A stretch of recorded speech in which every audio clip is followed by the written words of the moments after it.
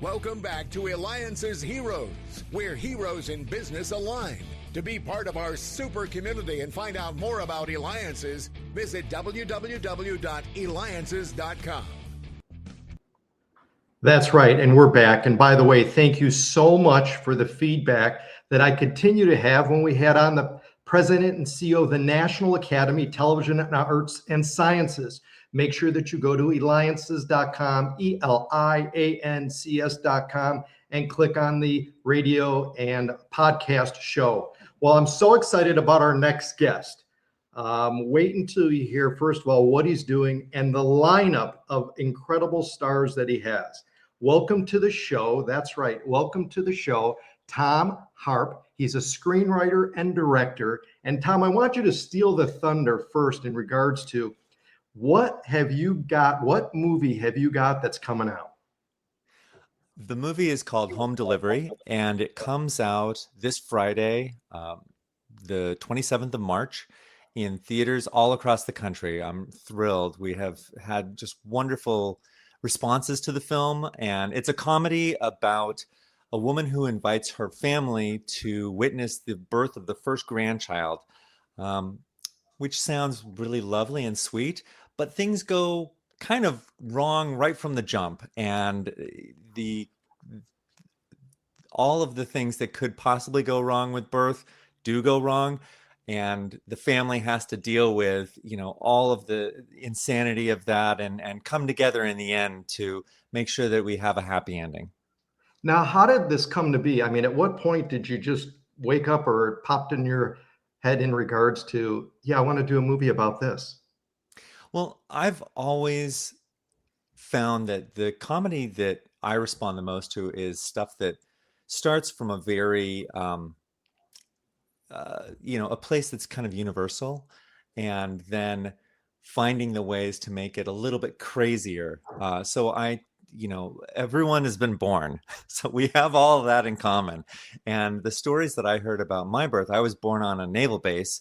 So my mom always jokes that I cost $1.72 because that was what the Kleenex box cost, and that's all that she got offered was just a box of Kleenex. But then, when I have three kids, and the first two were born, one with a doula and one with a midwife. Neither of them were born at home, but I knew a lot of people who were doing that. And what happened with our birth is that, especially our first birth, we didn't know what we were doing. And so we invited all of my wife's extended family in to join us for the birth. Because I'm in the film industry, I had a friend who was there to film the entire thing and to get interviews with everyone. And I realized about a half an hour in, oh my gosh, what are we doing? This is too many people. My poor wife is sitting there in a smock and, like naked underneath a smock, trying to deliver this kid, and everyone is distracting her with, can I get you something? Can I give you a foot massage? Can I give you a back massage? And at a certain point, she was just like, I have to focus.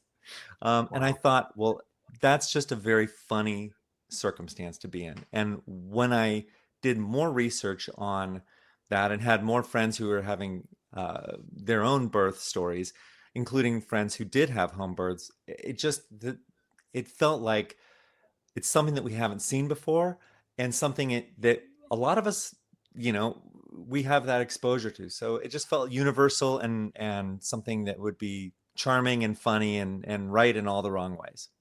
And how do you create that type of balance? Because, it is something that, right, is serious, someone having a child, and yet let alone a miracle that it even can happen, right? I mean, if you think about it really that deep, but how's, you said you have three kids and stuff.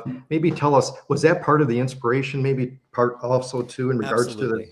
to the. Absolutely. I think that the first, when you have your first kid, you don't really know what you're doing. And we had two that my wife and I conceived, and then one who we adopted. And I wanted to be able to have all of those stories honored. And also I have a lot of friends who have tried so hard to get pregnant and weren't able to. So I really wanted to talk about all of those kinds of things. And whenever I tackle anything, I want to do it with compassion, and I want to do it in a way that holds a mirror up to ourselves and hopefully gets us to a place where we can laugh at ourselves.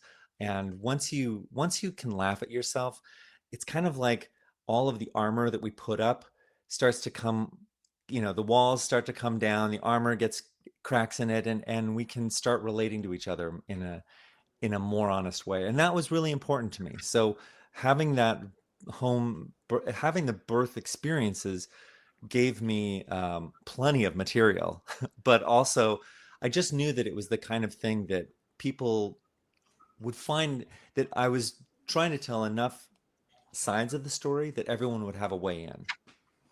All right, now we need to talk about this incredible cast that you have.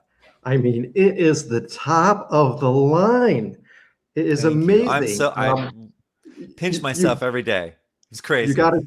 Can you share for our audience too?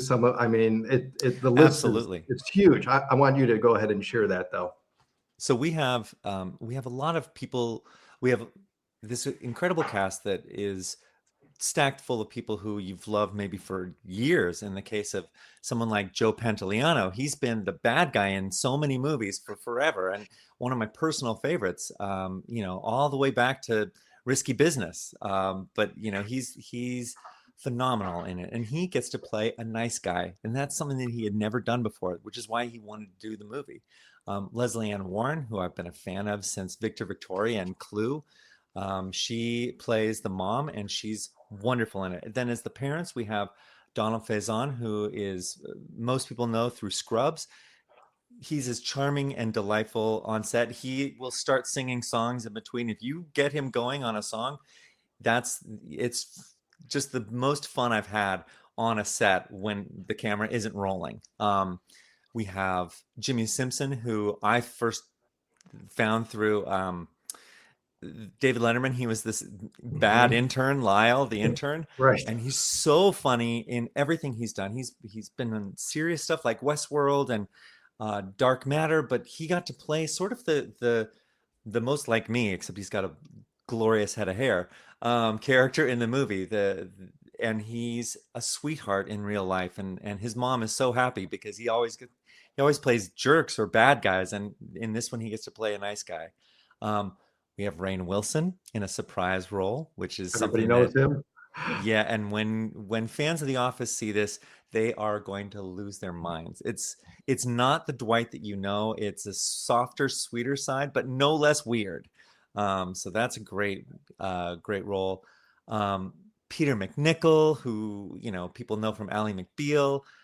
Melanie Field, who is the pregnant woman and was such a revelation to me. I'd seen her briefly in some things, but she is the one who's really going to break out, I think, from this, because many people may not have known her, but she is just a star in this movie.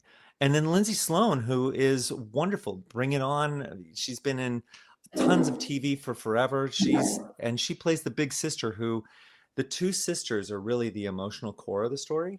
So I just feel, again, so blessed. Tracy Toms, I'm forgetting Tracy Toms. She's phenomenal as the midwife.